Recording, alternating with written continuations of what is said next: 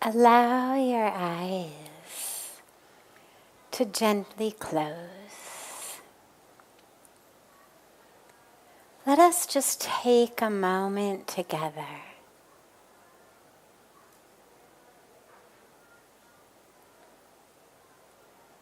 to allow ourselves to really arrive.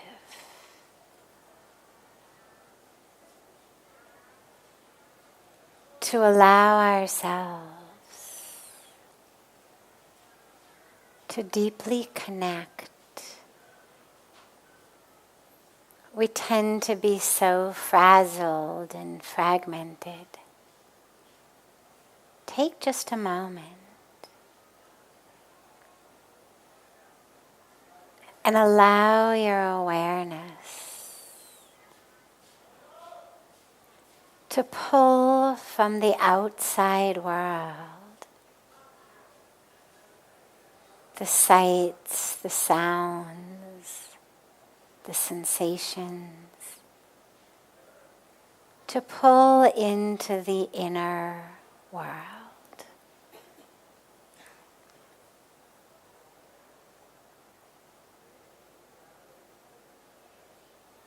Don't try to make anything happen. Just simply allow yourself to be aware.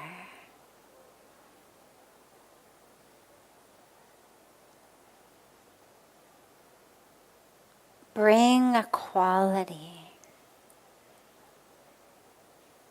of full awareness to yourself right now.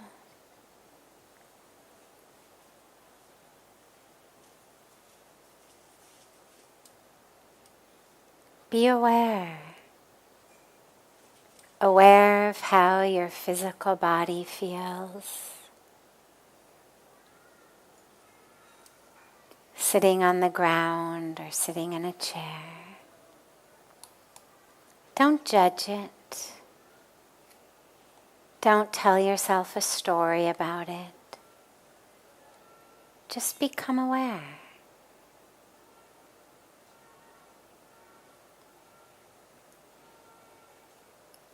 Is there tension somewhere? Is there tightness somewhere? Just be aware.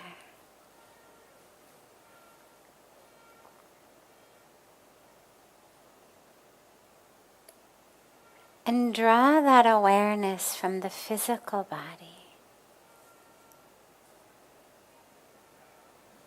to the breath. Just be aware of the breath. Is it deep? Is it shallow?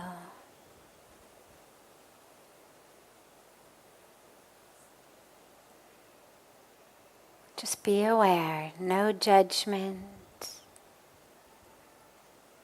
Just allowing that awareness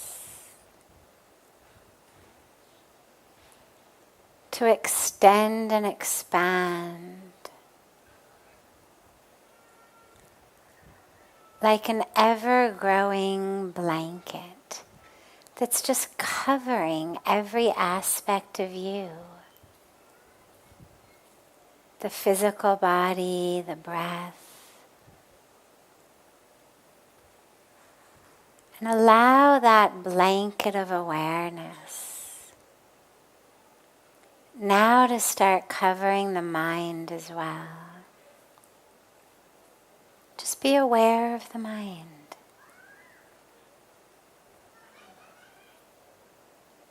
Is it still? Is it calm? Or is it fluttering about aimlessly? Or is it stuck in one thought or one emotion, one feeling state? Just be aware. Don't try to change anything.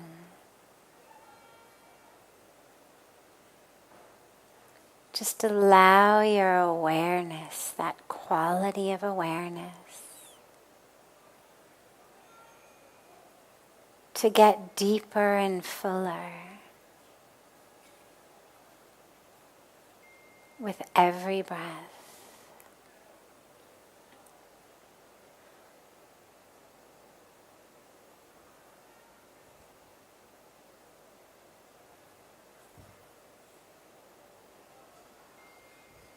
And if you find that the awareness gets lost as you jump onto a thought or a sensation, don't worry. Just bring the awareness back. If you notice you've lost it, just bring it back.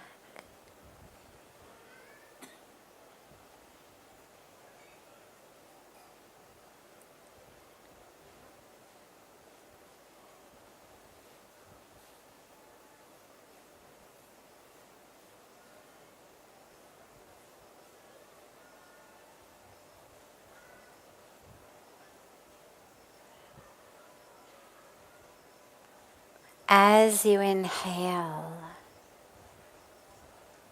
allow yourself to inhale that sacred energy, that sacred life force, that prana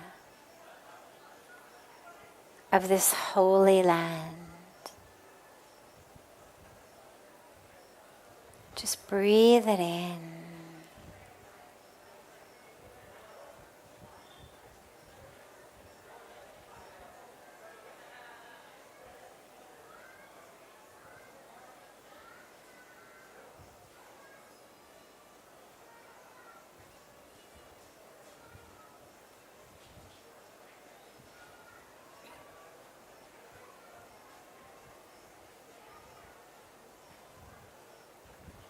Allow it to flow through your being, touching and awakening every cell of your being. Breathe it in.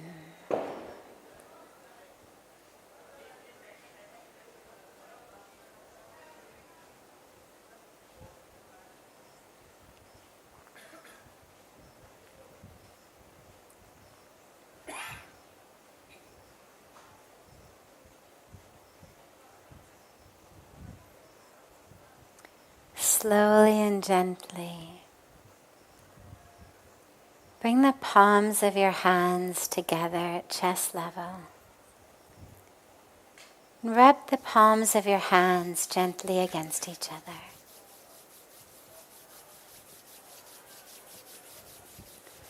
Slowly place the palms of your hands over your closed eyes.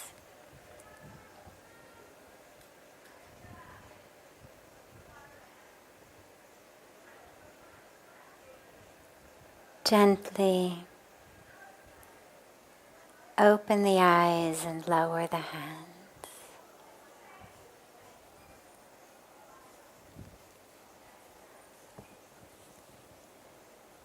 Welcome to Satsang.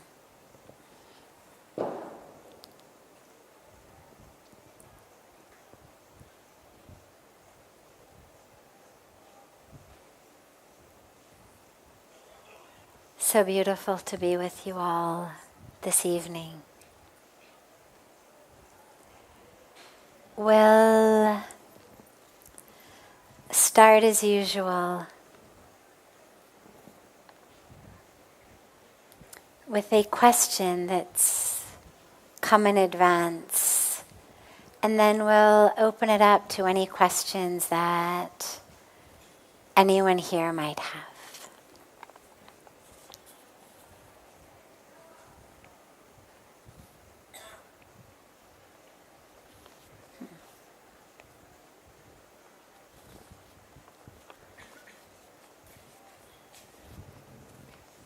What life lesson, There's so many good questions. What life lesson did you learn the hard way? Sandeep भैया मेरे ख्याल में कि ये शायद गड़बड़ है, देख लीजिएगा उसका, तो आपको देखना है.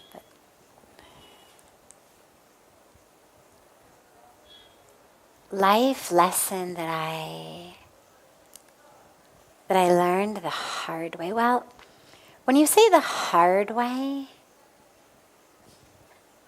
that implies that it was full of suffering to learn it. Whereas what I would say is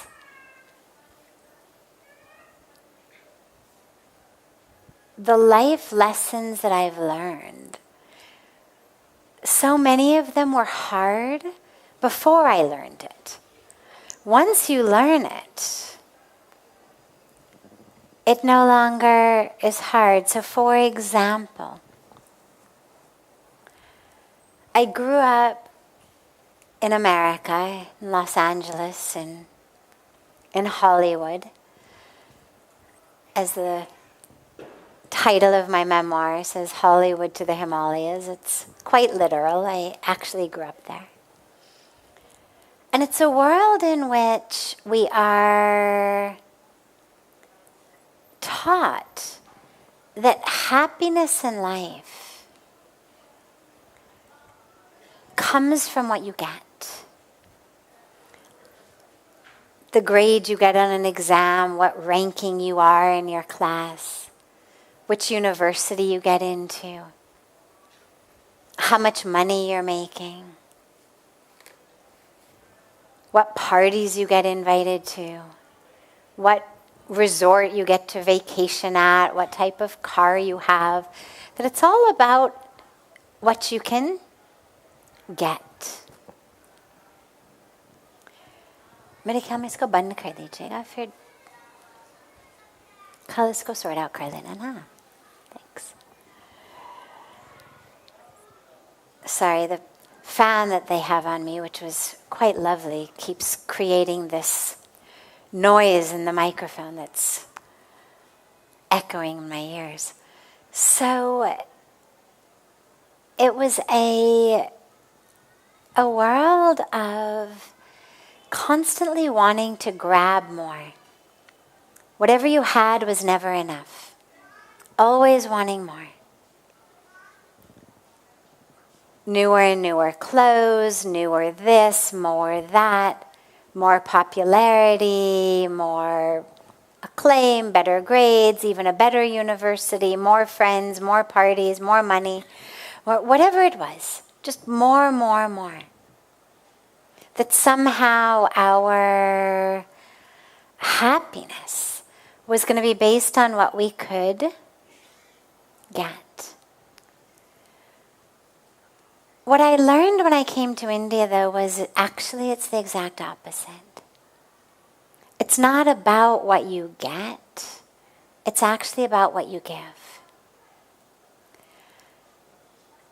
The joy, the peace, the deep happiness, the deep meaning in life that we were looking for in brand new clothes or brand new shoes or a new car. We didn't have mobile phones at the time, but if we had, it would have been all about mobile phones or followers on social media or something. I feel very grateful that I managed to make it through adolescence before we had mobile phones and social media. But we were always grabbing and grasping at other things.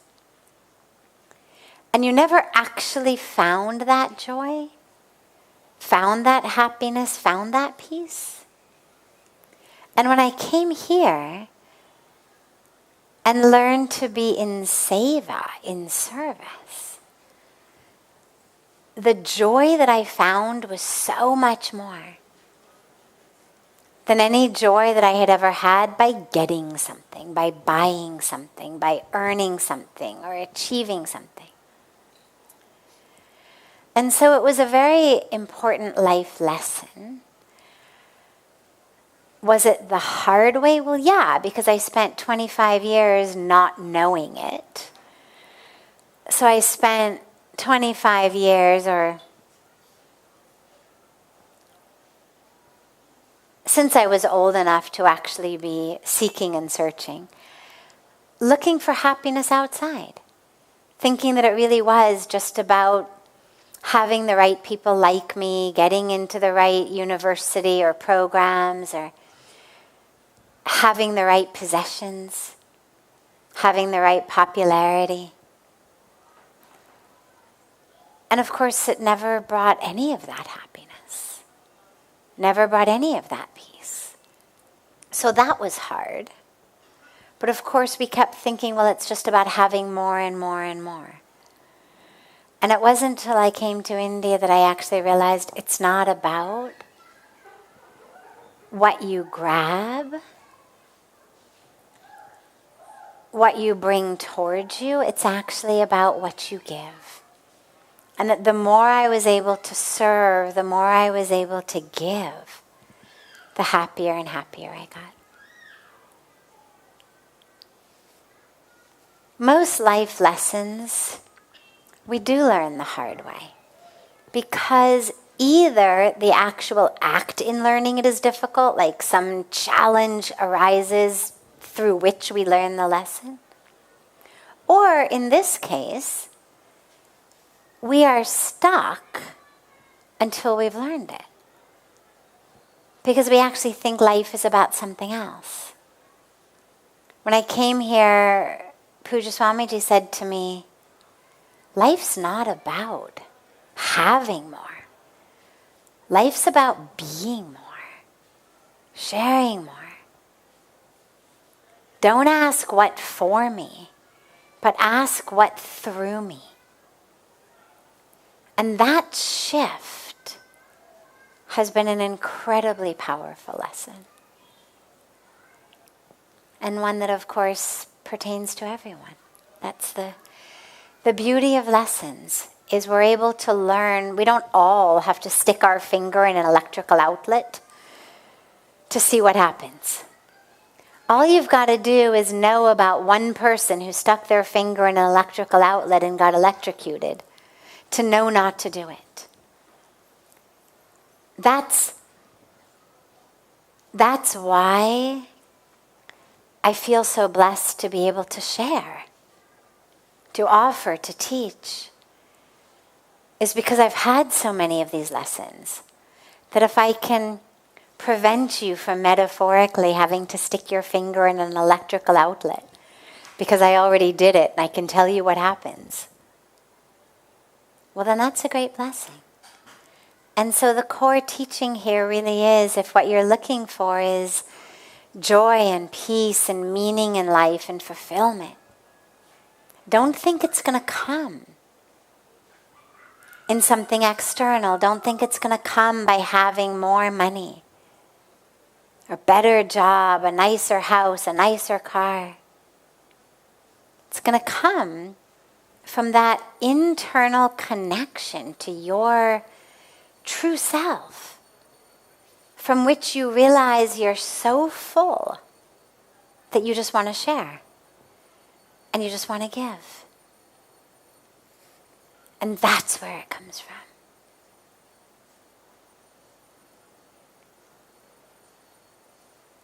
Questions? Yes, in the back. He's going to just bring you a microphone so we can hear you. Pranam, my name is Asim Trivedi. Thank you for sharing such a delightful insight. That would help us a lot. My question was regarding, based on what I have read, that in the Western philosophy, especially Platonic philosophy, the most focus is on the virtues of life, but in the Eastern philosophy, we focus on the vices of life. So, in your perspective, which is right? And if one is right, then why? What is the reason behind it? And if you could also list out the vices which we should be careful about. That's really interesting. I've never heard that. And I'm not sure that I agree with it. But I think that if we say, okay, Cello, for the sake of conversation, let's say it's true.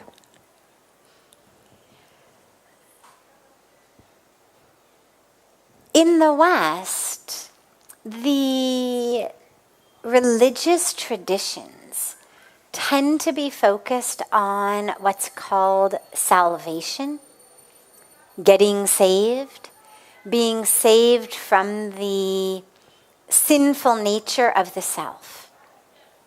So it would make sense then that we were being guided toward virtues. If we're looking for salvation, if I'm looking to free myself of the sinful nature of who I am, then yeah, these are going to be signposts. These are going to be mile markers along my way. Yes, I can cultivate the virtue of compassion. I can cultivate the virtue of generosity. I can cultivate the virtue of honesty.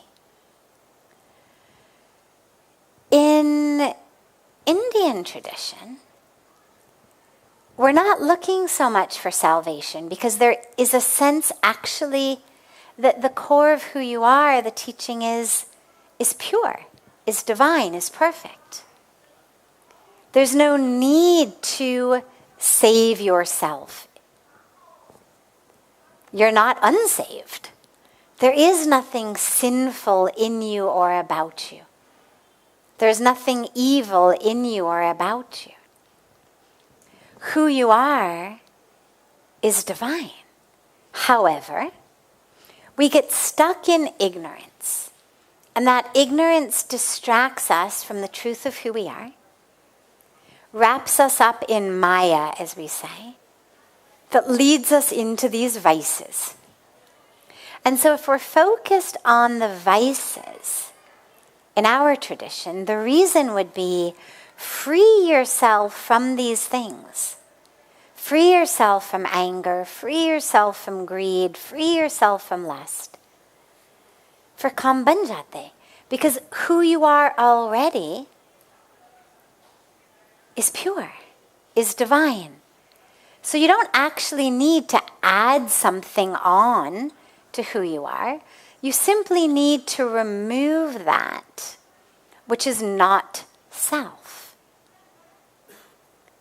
The true self, the capital S self, is one with God, is pure, is love, is truth. That Divya Atma, that divine soul, that is who we are. And so if I can be aware of my vices, of the anger that draws me away from purity, of the jealousy that draws me away from purity, of the judgment and competition that draws me away from the awareness of my fullness, my wholeness. Well, if I can see those things, then I can work to eradicate them from my life. And then I'm left with just my fullness, my divinity. So again, I never heard that distinction between focused on virtues in the West and focused on vices in the East. But I think if I had to say why that would be, if it's true, I think this is why. Because here in the Indian spiritual tradition, in Sanatan Dharma, in our Vedic spirituality, it's all about freedom from ignorance. That ignorance is that which leads to suffering, and I need to be free of it. If I'm free of it, well, then I'm enlightened. Right? Enlightenment, as Pujya Swamiji always says, doesn't mean that suddenly you've got horns on your head. It means that you're living in the light. It means you have freed yourself of the darkness. But in order to free myself of something, I have to be aware that it exists. If I live in denial and repression, I'm not angry. Who you're saying is angry? Right?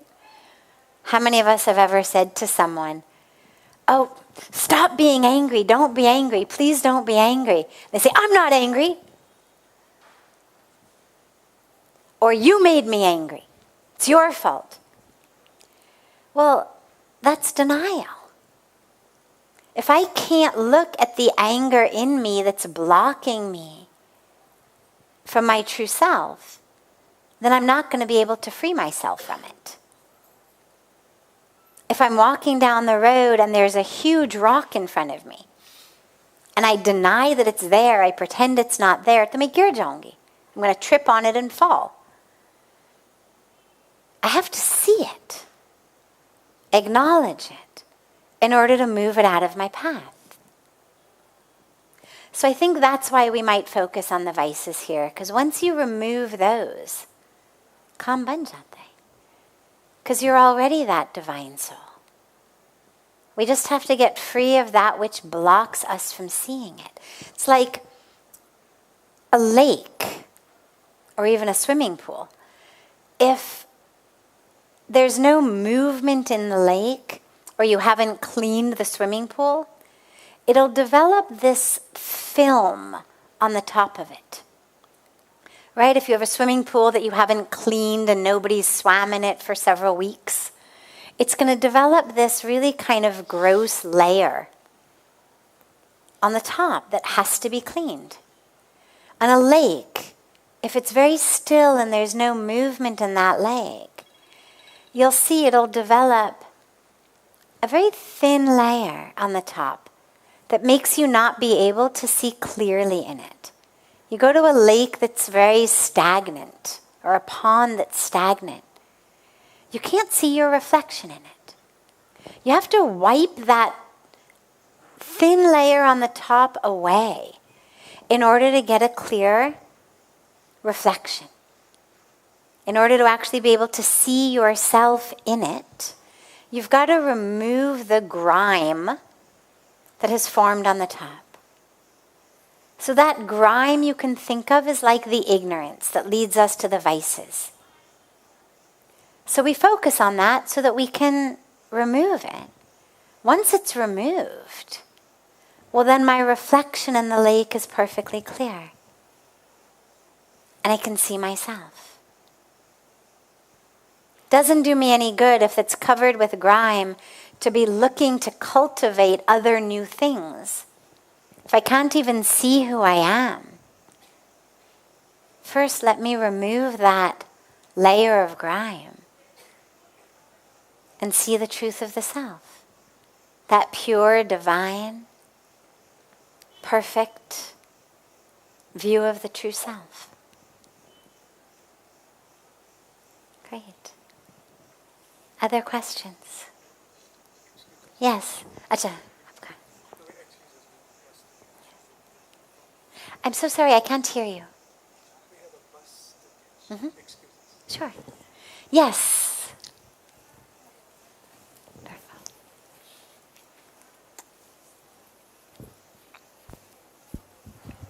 Hello, my name is Akash, and I'm here in Rishikesh from last 3 years, living here. So last year I started one community organization, which is named Slow Flow. And it's Slow Flow. Okay, beautiful. And it's about living a slow life and promoting sustainable life. And it's about how to promote slowness. So we are promoting slow fashion, slow travel, slow food against the fast food. Great. Yeah, and also slow economy and slow parenting, which is most important thing for everyone. Yes. Yeah, so how you raise your children, this is about slow parenting. So what message you want to give to the world to slow down?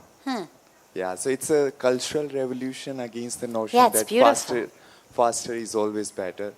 But I believe greater happiness always comes when you walk slow.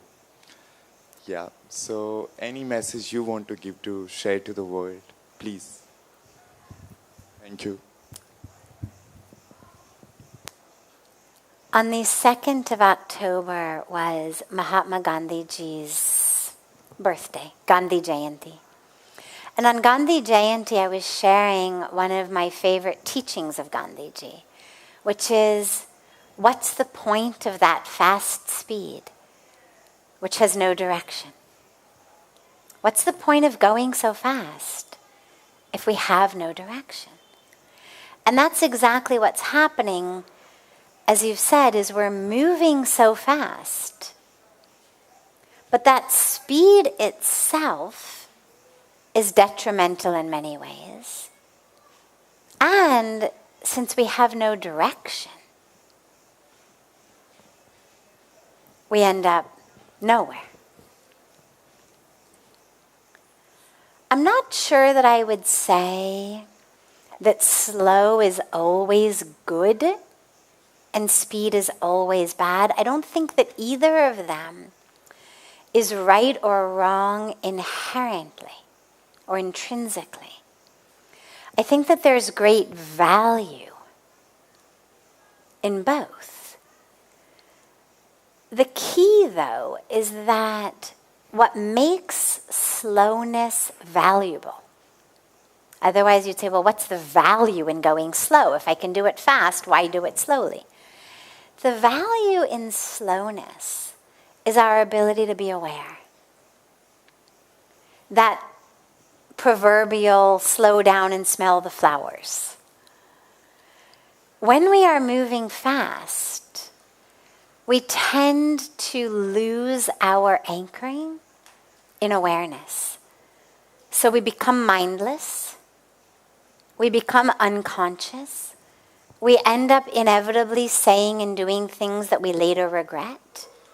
That wasn't me. That's not what I meant. Those sorts of things almost always happen in times of stress because we're moving too quickly.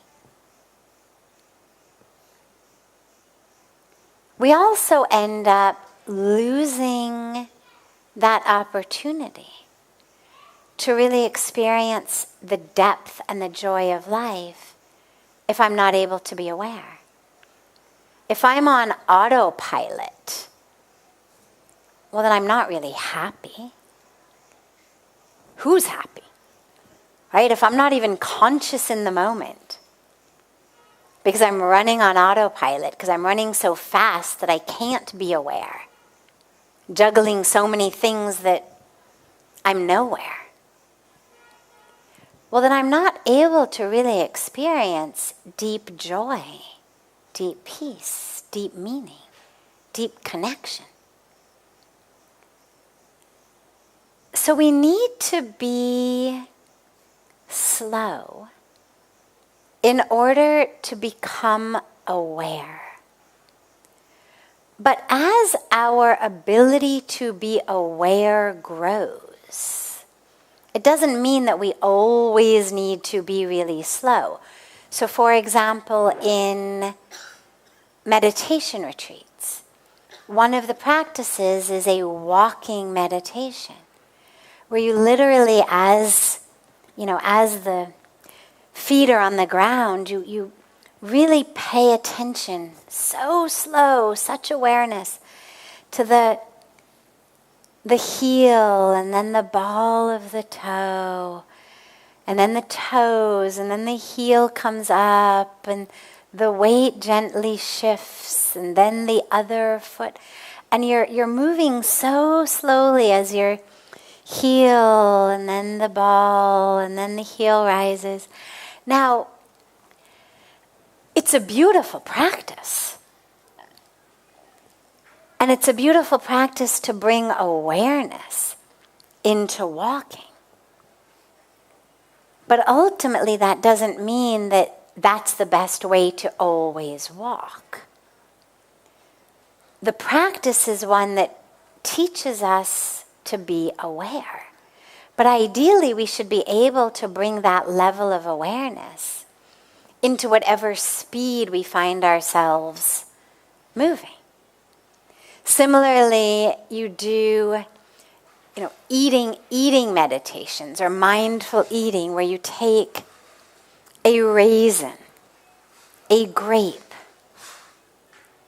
and you eat it. over the period of 20 minutes, one raisin, one grape. And you really feel every bit of the juice, bit of the sugar, that as it touches the mouth and goes down, it's a great practice.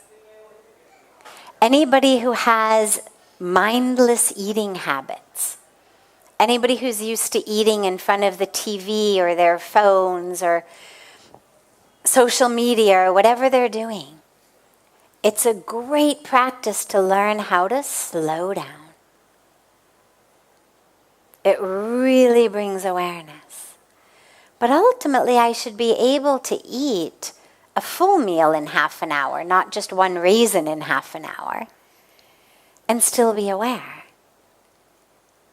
We shouldn't have to choose in our lives between awareness, joy, peace, and speed. So I think that slowness has incredible virtues and value. I think a lot of us are busy with no reason. We've gotten used to this just being busy, moving really fast because we're really busy even though we don't actually have anywhere to go. We're just busy and stressed and rushed out of habit. And slowness is a perfect antidote to that. Slow down. And there's moments in life, there's times in life, there's things we do where it's great to be able to do them at some sort of an efficient speed. If I'm at an airport and I've got to get onto my flight that's boarding, and it's at the last gate, me walking like this, like I would do in a meditation retreat, might make my walking even more mindful, but I'm going to miss my flight. So I need to be able to bring that level of mindfulness and awareness and connection into a life that also enables me to catch flights without having to show up at the airport the day before. And I think that's going to be really the key. Parenting, though, I would add a last point on parenting because it's something in and of itself. And you're absolutely right that in general we are over-parenting. And what do I mean by that? There's actually a lot of research around this, around children's ability to focus, to concentrate, to be happy. It used to be kids would go out and they would play. I mean, this is true even from when I was young. And it was certainly true from when my parents were young. But even when I was young, you'd go out, you'd play with your friends in the neighborhood. There were no mobile phones. There were no, things that could be stuck on you so your parents could, monitor where you were. You'd play in the neighborhood. You'd play in the street. You'd end up at somebody's house for lunch. You'd end up at somebody else's house for lemonade. You'd bike ride here. And you just had to be home for dinner. They didn't know where you were. Nobody was micromanaging. You were inventing your own games, inventing your own rules, role-playing, all sorts of things. So it was pre-video games.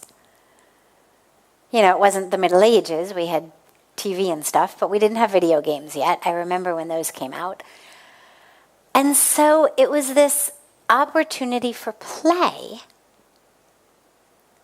that didn't have this external imposition.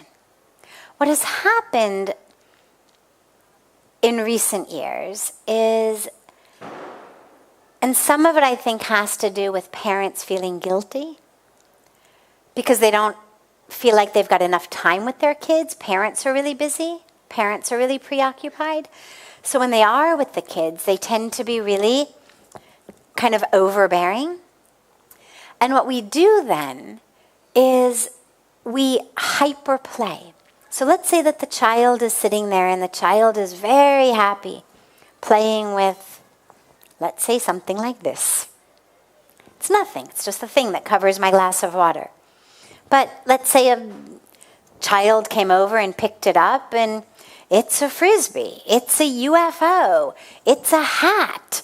It's, a whole world of games with this. As the child just begins to play, we, the parent, come in and we say, oh, look over here. Look what I've got for you. Come on, play with this toy. And then the child just starts with that. And we say, oh, look here. Look at this, the light. See, you push this. Look what happens. On, off, on, off. And we don't actually give the child time to actually be engaged with anything that they're doing for longer than a few minutes at a time. Because as parents, we're so hyper that we pass that on to the kid. We're constantly, if you watch parents with kids for a while, you'll see we're constantly pulling out of their hands what they're working on and trying to put something else into their hands that we think they'll have more fun with. We're constantly trying to keep them so entertained. Now, they don't look bored. They're happily playing with this thing. But we think, well, that can't possibly be interesting. My iPad is much more interesting. Look, look, look, here's all your games. And then something else. And so what we end up with is kids who tragically, at the very time that their brains are developing, end up being developed, primed, parented, taught to be constantly switching back and forth. They never learn to actually intensely focus on anything. They never learn to self-generate play because we are constantly throwing games and things in front of them. Imagination and creativity are perhaps the two most important things of childhood.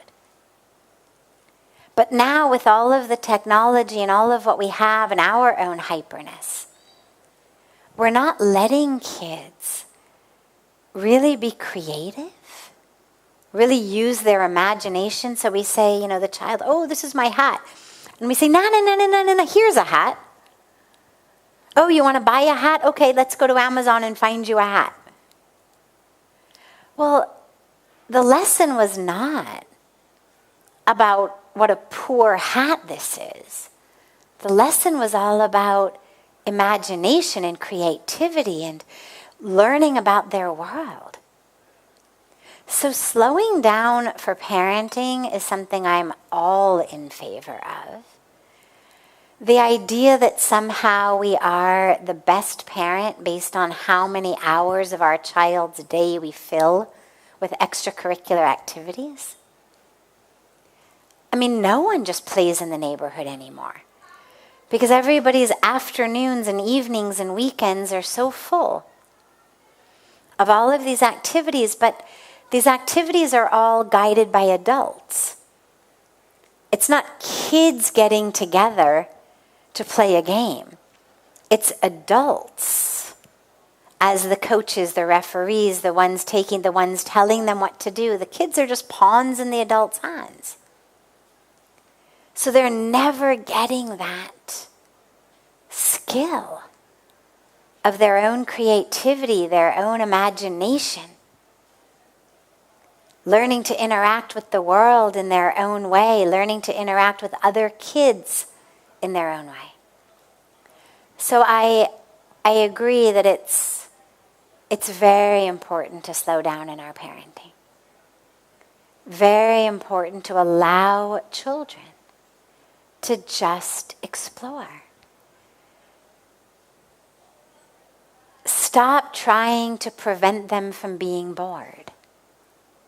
Being bored is actually great because they will create something. Let them be bored for 5 minutes. They're not going to sit there and be bored for 2 hours. They will invent something. They'll create something. They'll start playing with something. It's what kids do. But we're so worried that we're being bad parents if our child isn't entertained for 30 seconds. That we don't even give them the spaciousness for their own creativity. So I think bringing an idea of slow parenting is beautiful. And the last piece I would add to that is get them in nature. Because nature in and of itself is very slow. Things happen slowly, flowers open slowly, trees grow slowly. Things in nature move slowly. Not, little animals on the way, but nature itself. And the grounding, the literal grounding impact on their nervous systems of being in dirt, in sand, in water, in trees, in the sun is probably the very best thing you can do for them. Beautiful. Have a beautiful rest of your evening, a beautiful morning and afternoon to our family joining us from all over the world. And so much love to you all. I look forward to being together again tomorrow evening.